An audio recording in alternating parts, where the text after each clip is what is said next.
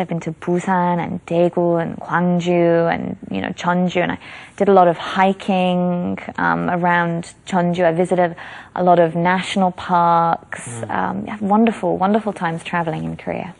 And do you have a favorite place that you really enjoyed, or? Yes, I did.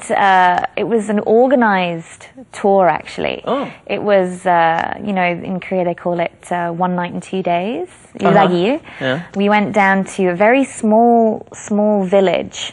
It's in 전라남도. It's past Gwangju. It's about 5 hours on a bus. Okay.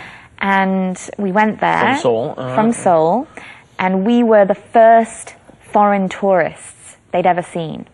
Like this village of about 100 Koreans. I remember that the mayor of the village got onto the bus and greeted us all when we arrived and said, I hope you enjoy yourselves. These are the first, foreign tourists we've ever let into this village. And it was called 하늘 나리 마을, like where sky meets ground. It was beautiful. It was so unspoiled. There was a sign saying, there's been no crimes or robberies for 2 years. And they just, they're farmers, and they keep bees. They were like raising bees. They had they had beehives. And so you could buy honey that had literally come out of the beehive that morning. Right. And it was wonderful. And we did a kind of homestay. So I had, a little mother and father, a little Korean mum and dad. And we stayed in their house. They'd renovated just a couple of rooms to make them into guest rooms. Okay. And I remember in the evening, the mother, my mum, my Korean mum, she cooked for 4 of us, like 4 of my friends. And it was just the most amazing Korean food I've ever had. Like nothing has ever come close to that food. It was just so fresh, and just the tastes were incredible. And, she said, some of these... Huh? What was she cooking? She made everything. She made, there was like rice, about 500 different side dishes, doenjang-jjigae. They'd done like this kind of fish, which I'm pretty sure they'd caught in a river somewhere. I think it was maybe trout. Okay. She'd done all this different fish. They brought out all these different chigaes. And there was this one vegetable that was really, I can't remember the name of it. It's quite an expensive vegetable.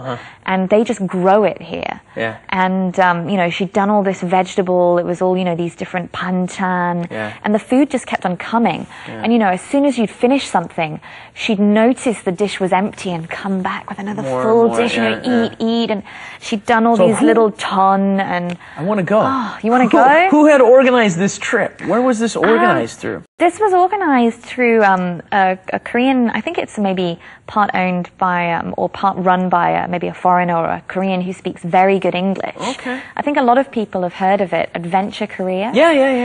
It was an Adventure Korea trip. Okay. And so we went to this village and, it was incredible. It Very was cool. Such a good time. Very cool. Okay, well, now it's time for our final segment here where you say thank you to somebody who has helped you get to the point that you're at in your life.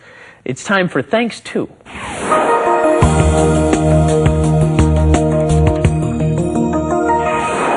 And you look over here and go for it.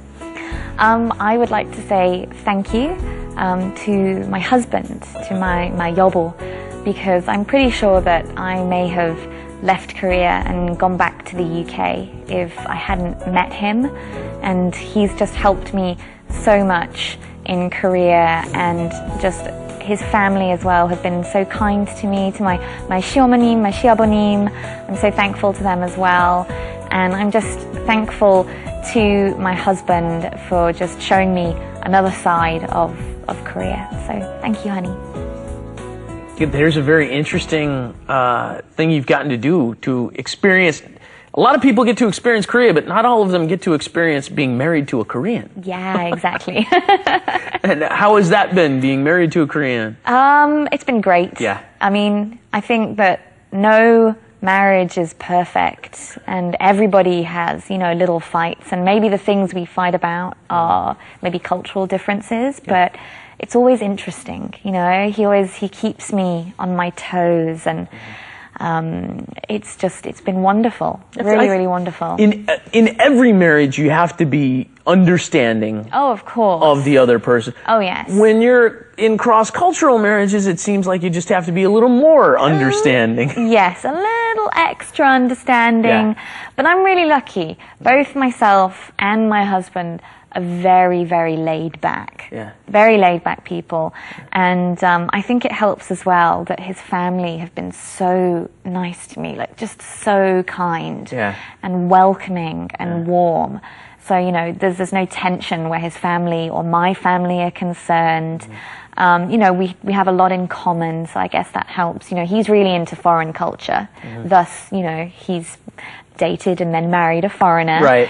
And so, yeah, I mean, you do have to be a little bit more understanding of certain things. You know, when he says to me, I can't come home, I'm out drinking with friends, but I can't come home because it's my 선배. Right. And so I have to understand, okay, it's his 선배. So he can't just get up and leave. Right. You know, if his 선배 says no, stay and drink, then he has to stay and drink. So I'm understanding of that point. Right. And then when he has to maybe work on a project that literally he works on all the hours that God sent, like from ridiculously early in the morning, and he won't. All the hours what? Oh, I can't remember the expression. I've lost my English. You know, all the hours that God sent? That the earth has. That the earth has, okay. You know, 24/7. 24/7, yeah. Yeah, literally. They end up doing that in Korea. We don't do that where I come from. Hardcore. Yeah. And then when he doesn't come home till 4 a.m., I just have to say, that's just the way it is in Korea. And all the complaining in the world is not going to change that, so you may as well just accept it and be supportive. Because I'm quite sure that he doesn't want to work those hours, but, you know, he has to. Well, we don't want to say goodbye. But we have to. It's that time. It's been great having you on the show. Thanks a lot for joining us. Thank you so much. It's been a pleasure. English, Annabelle. And thank you all for joining us, ladies and gentlemen. And we'll be back with a new guest for you next time. Not Annabelle, but thanks for joining us, Annabelle. Thank you. Bye-bye, everybody. Well, today we got a great opportunity to learn about Annabelle, someone who you've seen on TV before on Misuda, and you can listen to on the radio. And she's a great DJ, and she was very entertaining as a guest. Thank you all for joining us, and we'll be with you with another guest next week on Star English, everybody. Bye-bye.